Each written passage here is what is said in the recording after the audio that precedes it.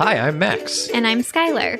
Recently, we decided to start watching Bob's Burgers to see what it was all about. And it didn't take us long to become completely obsessed with the show. But one of the things we love the most about the show is the brilliant end credit sequences. Which is why we created this podcast. Each week, we're going episode by episode to talk about the elaborate end credits. We're excited to have you join us right here on Bob's Credits. We'll make sure the Bob's Burgers end credits get the credit they're due. All right! You waiting for it? I'm waiting for it. Okay. You're so vain. You probably think this song Chip Chipperoo.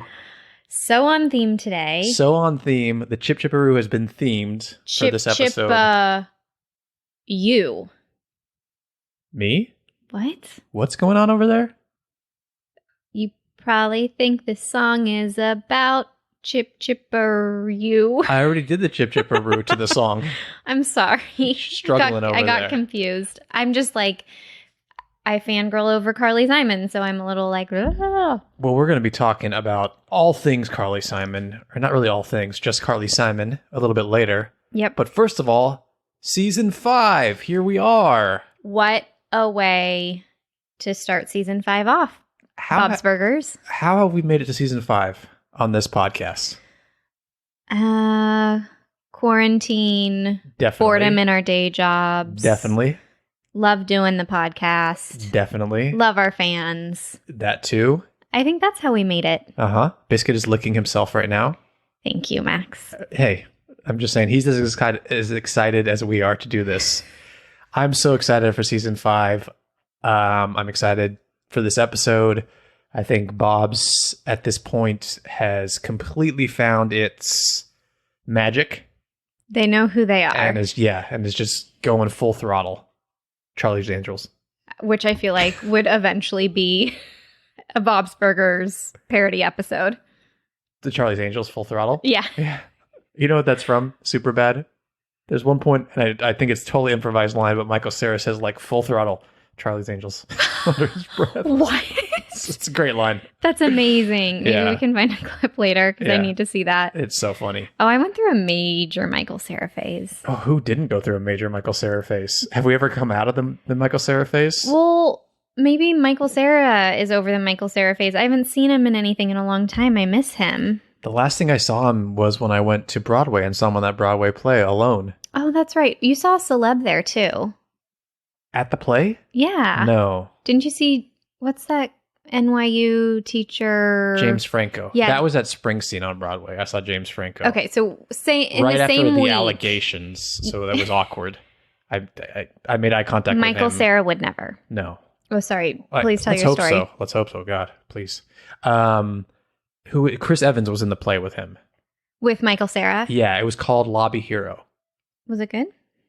It was good. And also Brian Tyree Henry from Atlanta and The Eternals coming out. You know him if you saw him. What a cast. Yeah, it was great. Cool. I enjoyed it. I was very close to the stage. Oh, very cool. Anyway, that's the last I've seen of Michael Cera, but I'm sure he's out there doing his thing. He probably got tired of kind of like the typecastingness of his persona, maybe. I don't know. Maybe the fame. He didn't seem like he didn't seem like a Leo, if you know what I mean. Sorry to all those Leos out there. I don't know what that means. Speaking of great pieces of art. This episode, season 5 premiere, they went for it. We're going to get into it, but first we have to play the first Bob pun or Max pun of season 5. Let's do it. Are you ready? These are all themed. Any guesses what they are themed? I hope just Carly Simon songs. No, because I honestly don't know that many Carly Simon songs off the top of my head except for You're So Vain. Do you? Where you lead, I will follow. Is that Carly Simon? Hell yeah, it's Carly Simon. It's not Carole King?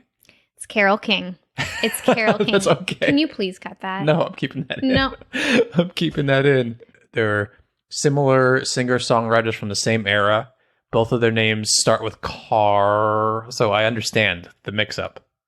Okay. They're both legendary. I think I understand where the mix-up came from. No, these are all 80s movies themed because we're going to talk about a bunch of 80s movies. Well, not a bunch, but 2 very big 80s movies for this episode. Exciting. Okay. Your first pun is edamame dearest burger. Comes with edamame for Mommy Dearest from 1981. I'm going to hope that that's you, so I'm just going to say Max. Bob. That's a good one, Bob. No wire hangers. That's what that's from, right? Yeah. Did I at least get one? I'm pretty sure. Cultural reference, right? Yeah. Your next pun is St. Elmo's Fire Roasted Corn Burger for St. Elmo's Fire from 1985. I'm going to go Max. Yes. Max has a thing for fire roasted corn. Just whenever there's fire, I do a fire roasted something. Fire roasted salsa, fire roasted corn, fire roasted peppers, fire roasted chiles. Okay. Your next pun is When Harry Met Salami Burger for When Harry Met Sally, 1989. Bob. Yes. Yeah. So now you're 2 for 1? 2 and 1? 2 and 1. 2 and 1, yeah. Your final pun is The Weekend at Bernays Burger for Weekend at Bernie's, 1989. That is really good. I'm going to go with Bob. Yes. Well done. Good showing this week. Thank you. Wow. Okay. I don't know why you would ever want Bernays sauce. What is Bernays sauce? I feel like we did this. I've done this pun before. We've had this whole thing. Yeah, we've done this pun before. That's why I guessed Bob. Yeah. Because we had this conversation. It wasn't too long ago, but I needed an 80s movie, and I didn't want to come up with all of them on my own. Bob has plenty. Good job, Max. Should we get into the episode? Yes. Because I'm really excited to talk about it. I'm so excited to talk about it. Like we said, it's such a good way to kick off a season 5, coming hard with 2 of the biggest 80 movies. We're going to get into that. Skylar, are you ready to give us the title and synopsis for season 5, episode 1? I am. This episode is called Work Hard or Die Trying Girl. I feel like you have to do a little finger wag girl. Yeah. Here's the synopsis. When Miss LeBons announces that she will pick a student-written piece for the fall musical this year, Gene dreams of his die-hard adaptation making the cut. But his hope crashes and burns when Courtney's Working Girl, which is totally written by her father, is chosen instead.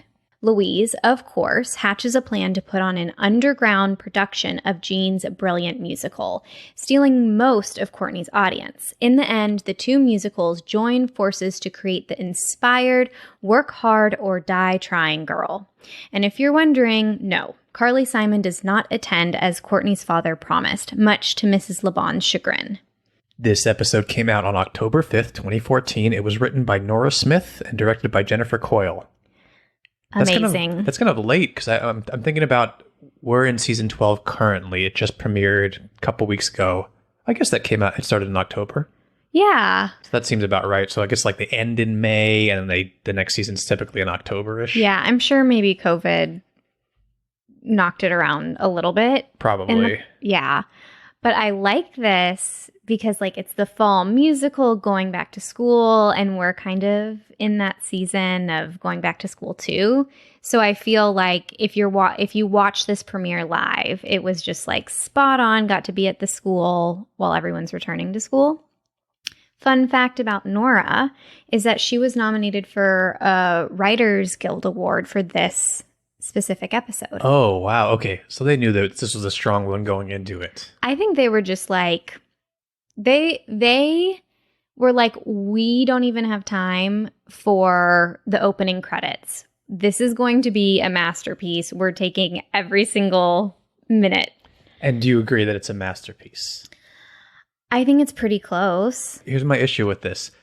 These are 2 huge 80s movies, right? Yes. I'm an 80s kid. Yes. But I was born in the 80s. I wasn't born in the 70s and seeing these movies in the 80s.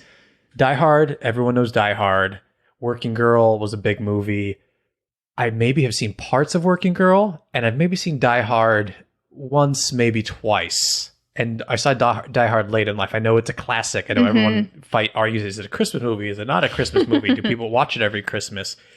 So I enjoy it, but I don't like love these movies so much that I like get all the references necessarily, except for the basic stuff. I'm exactly in the same boat as you. And so I didn't get every reference, but the episode still works so well. But if they had chosen, I mean, Working Girl is amazing because the hair, the suits. shoulder pads, the coffee, the middle schoolers pretending they know what it's like to try and make it in the big city. It's just amazing. But yeah, I don't, what movies would you have picked? I'm looking behind your head at my Funko Pops, and there's plenty of 80s movies behind you. There's not enough female that's true. driven movies. I've got Beetlejuice, Back to the Future, Big, Little Shop of Horrors. I don't know. Back to the Future would be so fun. Yeah, I wonder if that's just one too on the nose. Mm-hmm. And by the way, Back to the Future has a musical out in London, and they released the trailer recently, and I made Skylar watch it, and it looks fantastic, to be honest. It does look really good. I would love to go see that musical. I feel like their picks are good. I feel like their picks are what Gene would pick and what Courtney's dad would pick. I can see Courtney's dad picking Working Girl. Working Girl was big. It was, Melanie Griffith. It was as big as the hair. Yeah, Sigourney Weaver, Harrison Ford. These are big stars. Bruce Willis and Die Hard. These are huge stars from the 80s, and they became huge stars in the 80s for sure. So, I mean, Harrison Ford was probably already a big star by then, but I can see why these were the movies they picked to parody. I think it works even if you don't know the movies well. It does. It completely does. But it would be that cherry on top if we got every single reference. Yeah, maybe if we went back, watched those movies, and then watched it again, which I'm sure we will at some point, because they're both fun movies to watch. I guess. I don't like Die Hard. Is that like a cardinal sin? Well, look, this is what I'm telling you. Like, I'm not like an avid Die Hard watcher. I think it's got a great villain, Alan Rickman, as Hans Gruber. So good. But it's not something that like I have to like. I know people are obsessed with Die Hard. Okay. And I'm not that obsessed. And there was a period where You're not a Die Hard. I'm not a Die Hard fan. Yes. Okay. What did you love about this episode? Well, not to promote our Patreon, but also to promote our Patreon, we did the Gene Song Showdown, which is all songs written by Gene. We did like a bracket, what are the best Gene songs? But we didn't do season 5. It was only seasons 1 through 4. We're going to get to season 5 through whatever we do for our next one over there. This is going to be included in there because this is Gene at the top of his game, creating an entire musical based on an 80s action movie. Eventually playing eventually playing every character. A lot of songs are going to make it into the next our next Patreon. Go subscribe over there, patreon.com/BobsCredits. That'll be coming somewhere down the road, but we've also got lots of other stuff over there, so go subscribe.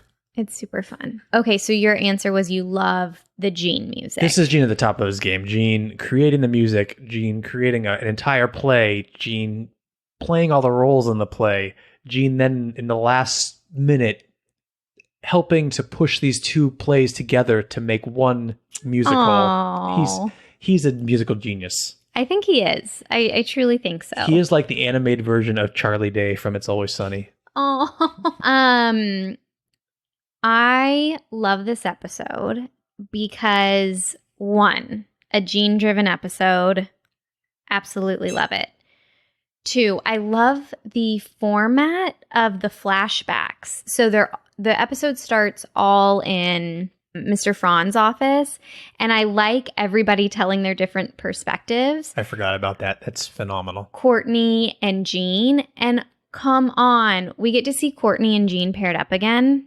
I mean, it's going to be great.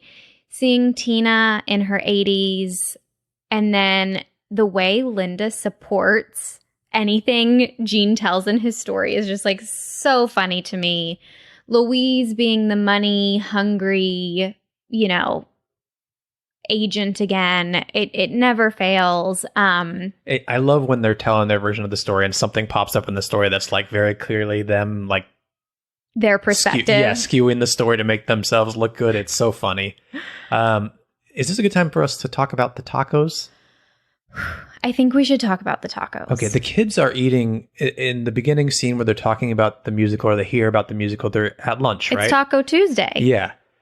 Gene and Tina Skylar, you pointed it out to me. Why don't you say what's going on with the tacos? Well, we have had a previous whole conversation about tacos on this podcast before. We were talking about toilet tacos. Yeah. So now we need to talk about, maybe we should start a segment called Taco Bout. And anytime there's tacos in Bob's Burgers, we should address it. I love it. You get like a little theme song. Ooh, Taco Bout. Ooh, let's talk about it. Let's talk about tacos. Ooh. Okay. I feel like Linda. Which is the greatest Talk feeling in the world. it. Well, now I sound like Daryl from this episode. Trying to sing like Mariah Carey. I feel like my world has been shaken.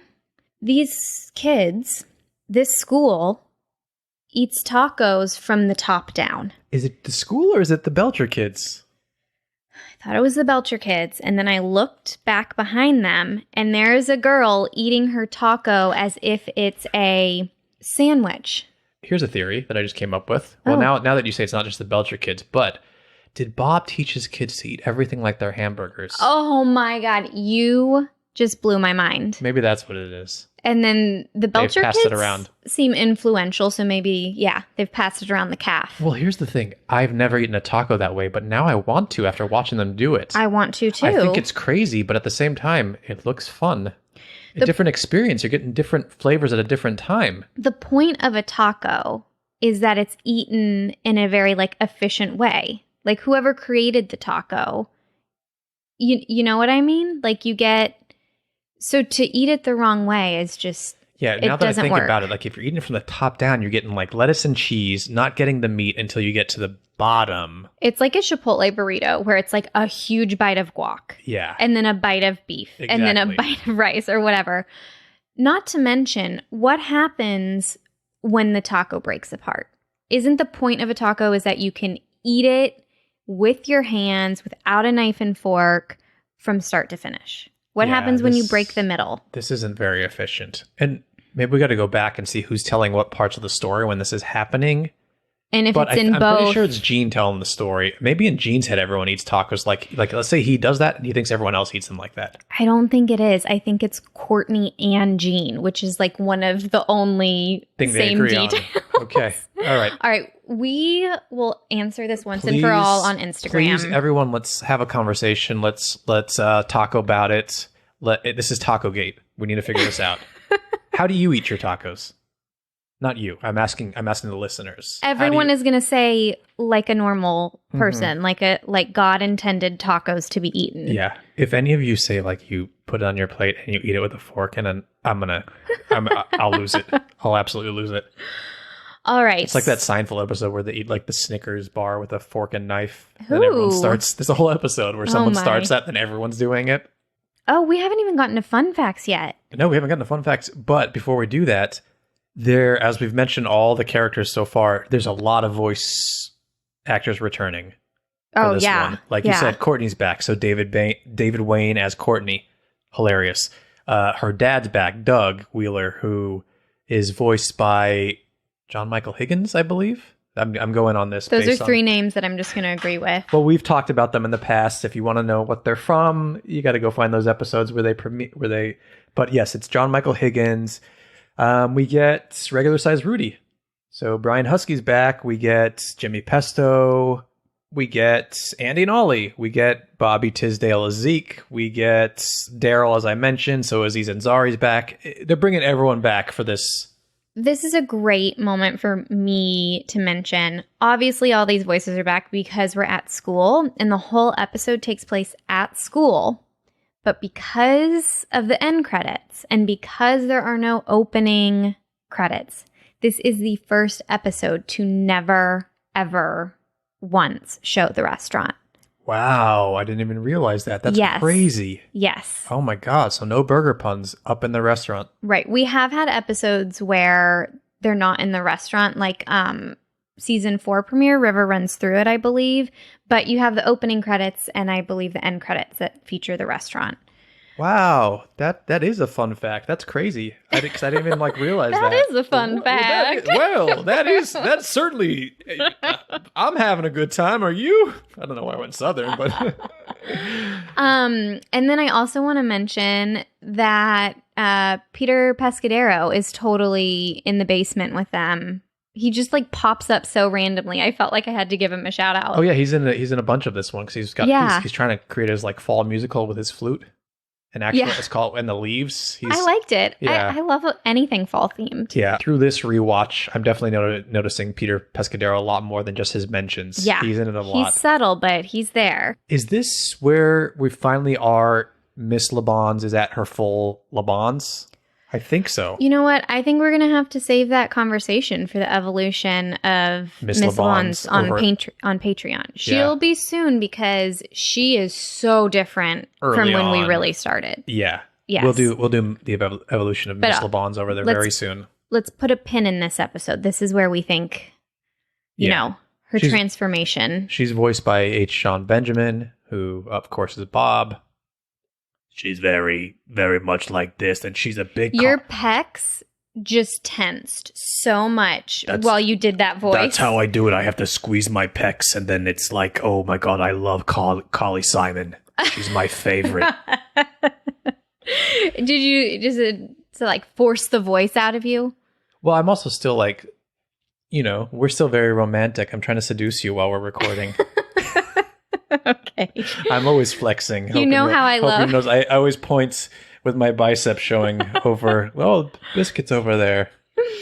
I feel like that's something one of Tina's horrible crushes would do. All right. So I just have a few more fun facts for you. So we talked about the opening credits, but because of the season 4 finale, the 2-parter, this now becomes the 3rd consecutive episode with no opening credits. Oh, that's also interesting. That's a long time to wait for the iconic opening credits. Yeah. I mean, if we were an opening credits podcast, we would be devastated. We'd be devastated. We'd have to skip 3 episodes. All right. So I have a little tidbit for you that I really love. It's so Bob's. So both Tina and Courtney, even though they're for the whole episode are dressed in their iconic 80s working girl outfits, Tina keeps her barrette, her yellow barrette. Oh, I love that. And Courtney keeps her necklace. Now, we have to make sure that they remain in the credits. That's very important to me. Okay. All right, so we'll keep an eye out for that. And then let's move away from the school for a second because I'm kind of sad about this. This is the only episode in season 5 in which... No Teddy. Yeah. Okay, I don't know that that's that's worth keeping in the episode. It's just okay to say there's no Teddy. So there's a goof. I know we don't kind of talk about continuity errors and goofs that much on here, but I loved this one so much. And thank you, Internet, because I never, ever would have picked up on this.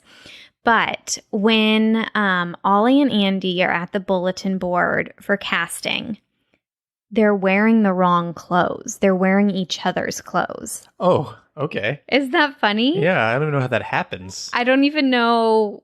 It's hard to keep them straight. Yeah. But well, I guess that's how that happens then. Exactly. Maybe. I don't know. Yeah. So those are my little fun facts for you. If I was someone who worked on this show and like the fans pointed that out, I'd be like, you guys, they look exactly alike. Can't you just let this one slide? I know.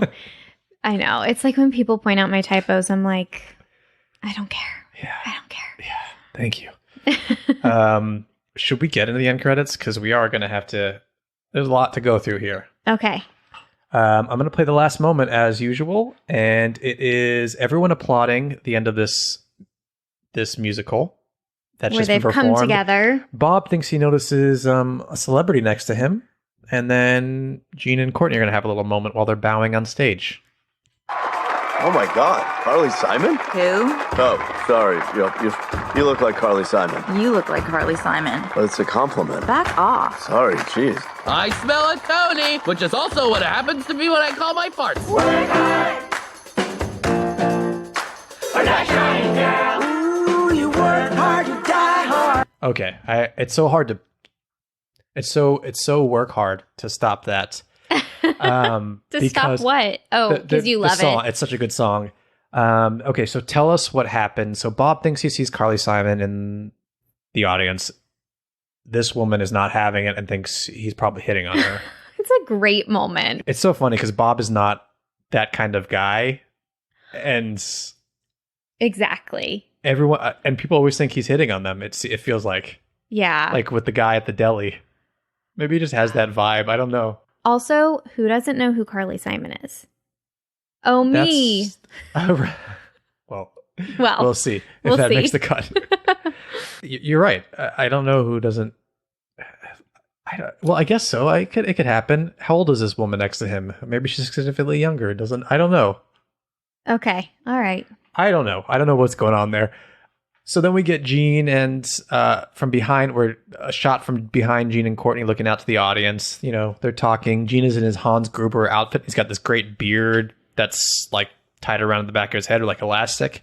I love the costume. Like a goggle strap. Yeah. And then what does it do for the end credits, Skylar? Let's see.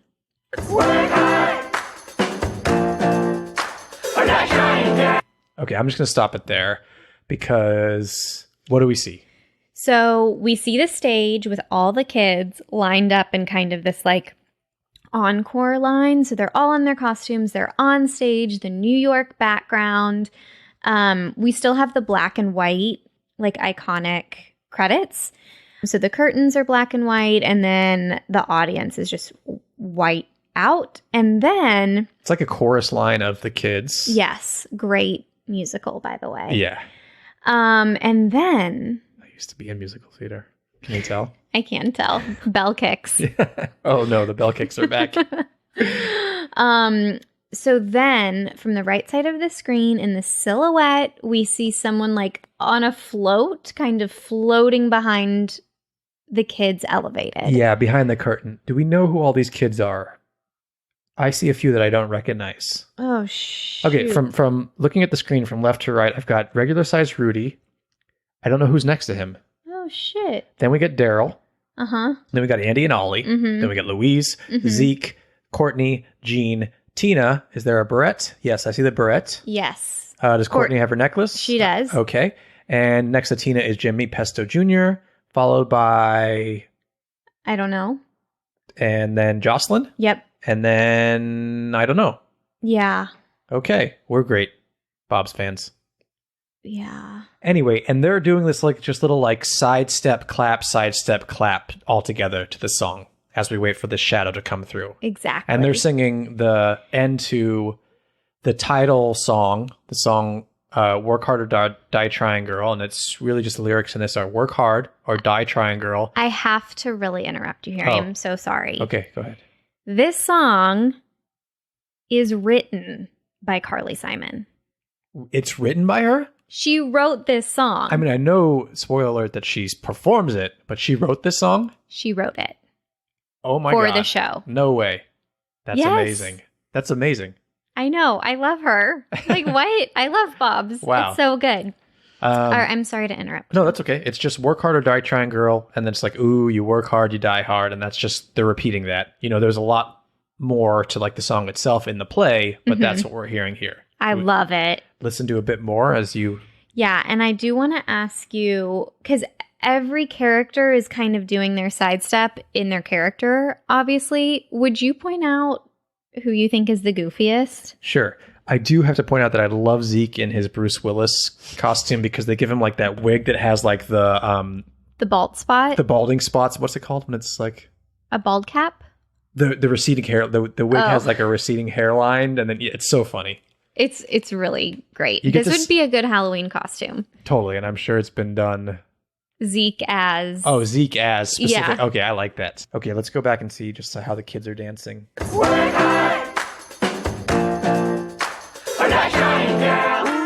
you work hard, you die hard. Work hard! I can't tell who's the craziest clapper. I think Jimmy Jr. is the most in character. He's like, I'm a dancer, so I am going to...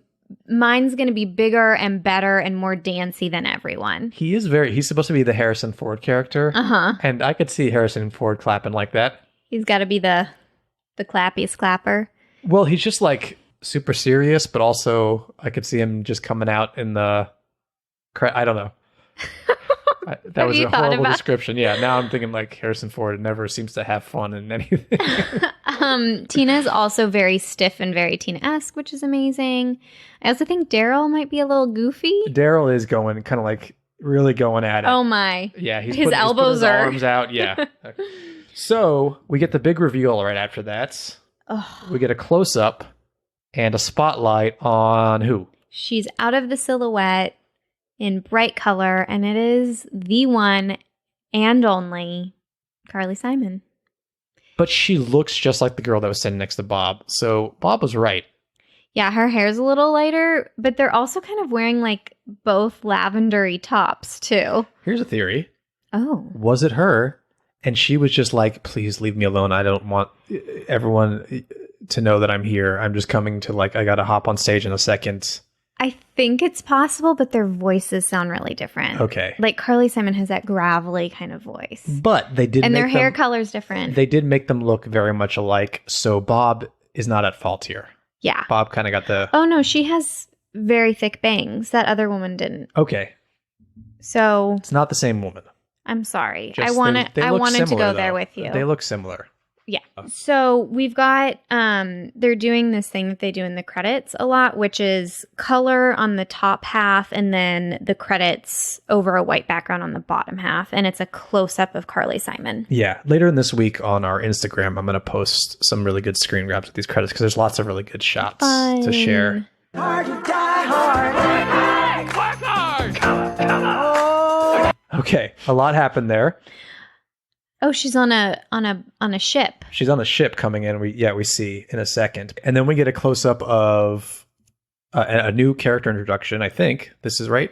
I believe so. Do you have this marked? Yes. Miss Merkin first appears in Work Hard or Die Trying Girl. Okay, so this is where we first meet Miss Merkin to come play the music. She loves Gene. Gene loves her. Great relationship. She reminds me, I hate to go back to Always Sunny in Philadelphia and their musical, but the old woman Gladys that Charlie brings in to play. What's happening? 100%. I love it. I love that woman. Maybe we should do a mashup of the two of them. Or no, the two musicals? shows. I would watch that.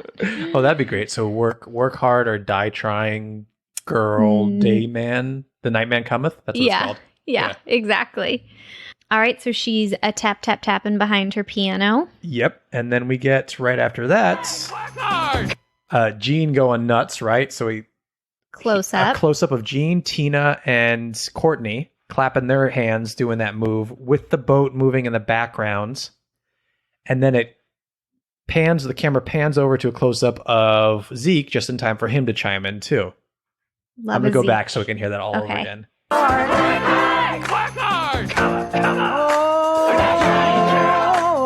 work hard, try hard. So you get Zeke's like, come on. I did not see that when we were watching the credits, like on the couch with the TV. That come on. It's so good. He has his arms like up and then down. It's so good. These kids are so passionate about this play. I love it. So then after that kind of like close up of Zeke, we get another full stage shot as the boat is still bringing Carly Simon in the background to the center stage. And then I think we get another close-up of... You work hard, try hard.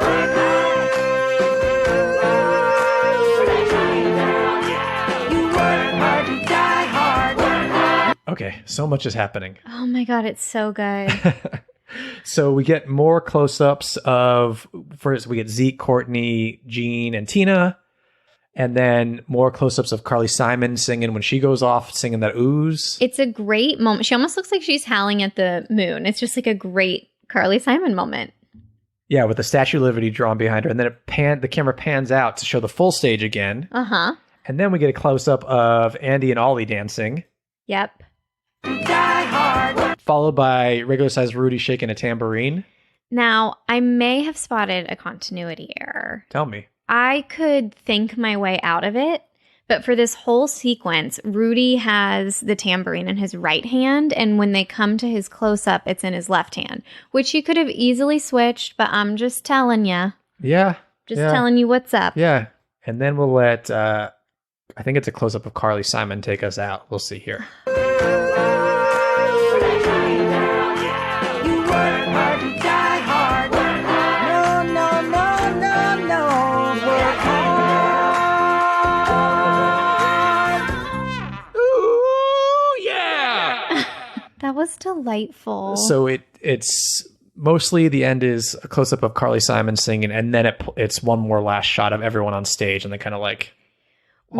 Watching her close up Mhm. and like with the headphones on as opposed to like way back on our living room sofa, I kind of got the Carly Simon chills. Oh, you did? A little bit, yeah. I mean, she's such an iconic voice and it's so fun. I also really love, I don't know who it is, Ollie or Andy. One of them like throws their head back. Yeah. And you can kind of hear them if you're listening out for it. And then what do we hear right at the very end? Gene? Voice is not as great as Carly's. No, he's not. Yeah, I see Gene as more a Lin-Manuel Miranda in that Max has thoughts. he's this creative genius behind these musicals, and but he tends to be not as good as the other performers on the stage. Yes. Like go watch Hamilton. Everyone is singing circles around him. And that's okay.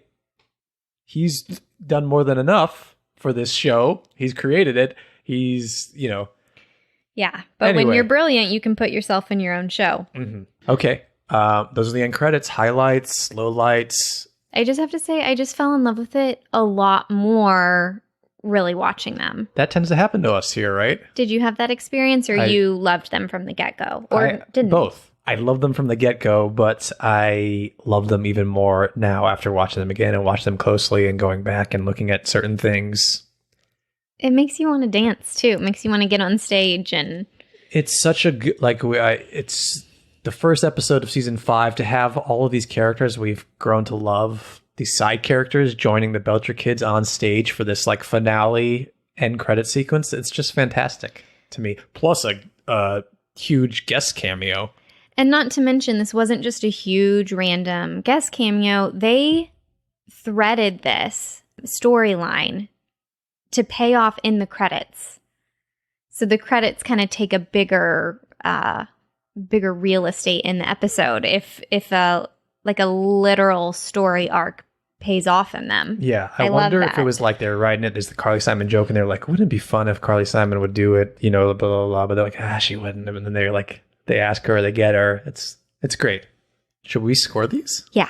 Okay, we score on a scale of 1 to 10 H's at the end of Tina's I'm gonna let you take this one first. I'm going to give it a 10. I am going to join you on that 10. Yeehaw. The song is fantastic. The combination of the two movies in the title of the song and then singing it is amazing. A Carly Simon cameo in a Gene written song. Are you kidding me? Sign me up.